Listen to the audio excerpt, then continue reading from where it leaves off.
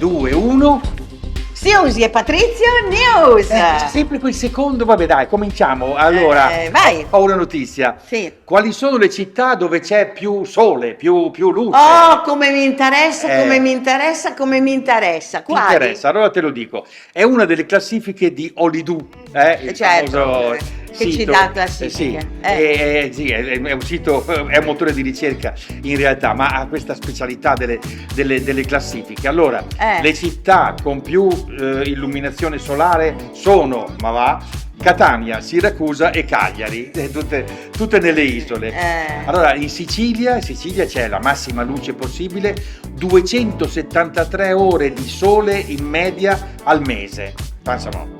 Io noto perché io a Noto ho sempre visto nel telefonino, ho sempre visto il sole. Non lo so, però è lì vicino, non c'è problema. Ma quando ci sono andata pioveva. Vabbè, ma quello è. Vabbè. Comunque Roma sarebbe settima in questa classifica. Sì? Milano è al 34esimo posto. Vabbè.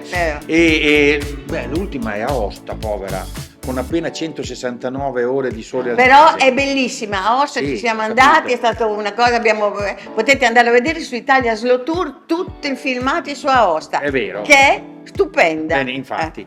Vabbè, per quanto riguarda le temperature, naturalmente è Siracusa che batte tutti, una media annuale di 19,13 gradi. Vabbè. Allora abbiamo il viaggiatore seriale, perché quando tu non hai, a parte il siciliano, quindi, però quando tu non hai sole, no, ti puoi spostare. Lui si sposta sempre. Adesso è non so dove, però mi ha mandato il filmato che ha fatto. Sai dove è andato? In Vietnam. Sì. E ci va praticamente nel weekend, quindi va e torna, dorme in aereo e ha visto. È per quello che è seriale, è maniaco. Sì, ma è pazzo comunque, no? Però è simpaticissimo, carinissimo e mi piace molto. È andato alla baia di Long, Hai Long. Sì, a Long, l'ho vista. Sì. Sì. E poi a Hoi An. Oyan, sì. Ecco. Va bene, è andato in Vietnam, vai. È andato in Vietnam.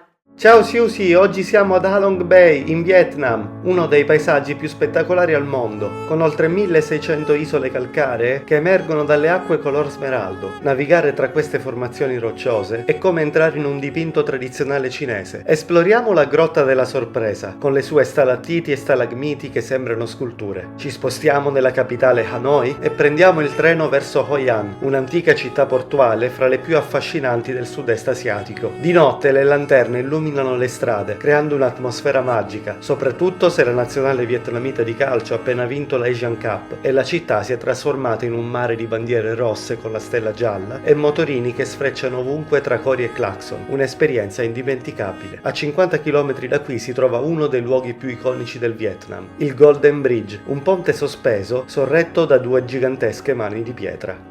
Dai, Vietnam, a proposito di sole, io quando sono andato in Vietnam ho sempre beccato pioggia, nebbia. Succede. È un po' come andare a Mantova, andare in Vietnam. Sì, perché l'Asia è umida. L'Asia è umida perché è una ci sono notizia. un sacco di fiumi, cos'è? È umida. Andiamo avanti? Vai. Allora, Travel Non Stop, appunto il sito dove potete rivedere il nostro TG del turismo, segnala una cosa. Sì? Intelligenza artificiale e turismo. È stato presentato Helly, l'assistente virtuale basato sull'intelligenza artificiale che aiuta i turisti a prenotare gli hotel in modo rapido e senza stress. State attenti. Risponde in 32 secondi e in 80 lingue. Lo so. Praticamente ti dà tutti i percorsi, te ne fa di ogni, no? Ormai se ne fanno di ogni. Sì. E quindi sarà molto importante capire intanto se ci possiamo fidare e poi se davvero ti dà le indicazioni più giuste. Ma l'intelligenza artificiale sarà un bel problema, ma è anche meravigliosa! Aspetta. Mi dà un sacco di informazioni! Allora, Parli! Io sono un boomer e non sono per le cose vedi? tecnologiche, però è già la seconda o terza volta che prenoto un hotel, perché c'è scritto hotel, e poi mi ritrovo invece che è un B&B dove devo mettermi d'accordo, devo arrivare a una certa ora. Sì, ho visto anche oggi della gente disperata. No, ma scusa, allora se qui, come si chiama, Alli mi aiuta, io potrei anche essere contento. Comunque senti, io mi sento un po' in colpa perché abbiamo parlato male di Milano. Sì, invece? No, invece no. Allora io dico, i milanesi, quando c'è un weekend, eccetera, scappano, vanno via, vogliono evadere dalla città, ma si sbagliano, perché a Milano basta andare in periferia per trovare delle cose particolari, interessanti. Cioè che cosa? Per esempio, gli orti urbani. Ah. Gli orti urbani sono anche dei posti ameni. E poi da un orto, diciamo, popolare, si può passare a un orto molto speciale. Io farei vedere un mio filmato che ho fatto a Milano particolarmente interessante. Vai. La città attacca, la campagna si difende, resiste, a volte la campagna ritorna e si insinua dentro la città, perché città e campagna, a Milano ma dovunque, hanno un rapporto dialettico, in dialetto si direbbe i fanabot. Qui a Quartoggiaro ha vinto la campagna.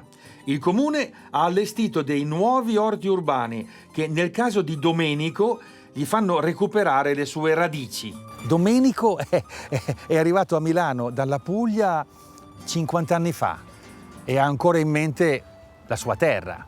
Lei lo faceva l'orto a Foggia? Voglia. Domenico ha messo gli ulivi a Milano. Sì. Ma vengono a Milano? Sì, vengo. Quindi abbiamo ricostruito un po' di Puglia qui a Quartoggiaro. E poi mangia. E mangia. Dove c'è un pezzo di terra spunta sempre qualcosa, per esempio delle relazioni, come quelle di Giovanna, che insegna a fare l'orto. Ci sono delle persone che chiedono di farlo? Sì, direi che forse non basterebbe tutto il territorio milanese per riuscire a soddisfare la domanda. Non è importante, ho visto negli anni, portare a casa qualcosa, è importante proprio vedere come l'hai fatto. Persino Leonardo da Vinci era un ortolano urbano. In cambio dei suoi servigi si fa regalare da Ludovico il Moro un orto, una vigna. Questa vigna era il 1499. Leonardo ci teneva moltissimo alla vigna, un po' perché lui veniva da una famiglia di vignaiuoli e un po' perché questo terreno era la condicio sine qua non per avere la cittadinanza milanese. Per Leonardo era importantissima questa vigna e anche per noi è molto importante e molto interessante. Un enologo, Luca Maroni, un professore, Attilio Scienza, con Serena Imazio hanno scavato, ritrovato il vitigno fossile, ricostruito il DNA e ripiantato la stessa malvasia di Candia di Leonardo. Una specie di Jurassic Park enologico, Vignassic Park. E non basta, con l'uva passa di questa vigna, Toni, il pasticciere degli Atellani, fece un pane dolce, il pan de Toni, il panettone. Bello, l'orto di Leonardo. Sì, il panettone. E ha piantato anche delle robe, bellissimo, Sì. bellissimo.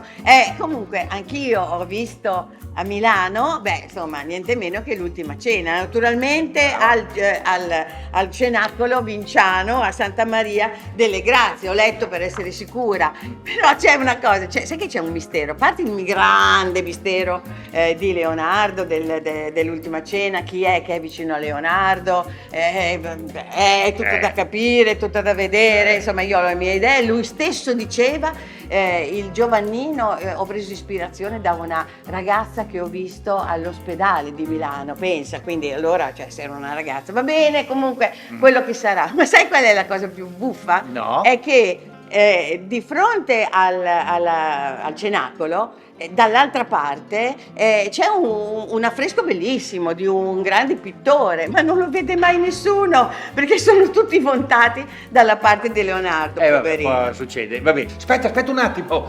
Aspetta a chiudere. C'è un'altra notizia importante, l'avevo dimenticata. Ma è sempre così, Ho capito.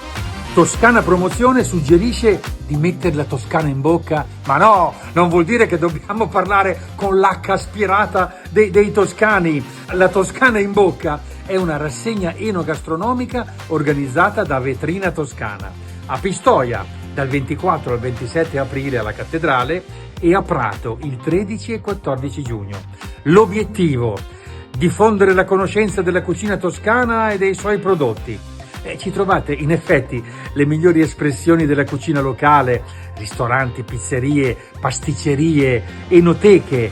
L'ingresso è libero, pagate solo quello che mangiate. E lo slogan è: ogni assaggio è un viaggio, che è anche vero se ci pensate, perché la gastronomia racconta il territorio, si lega al turismo, scopre i prodotti locali.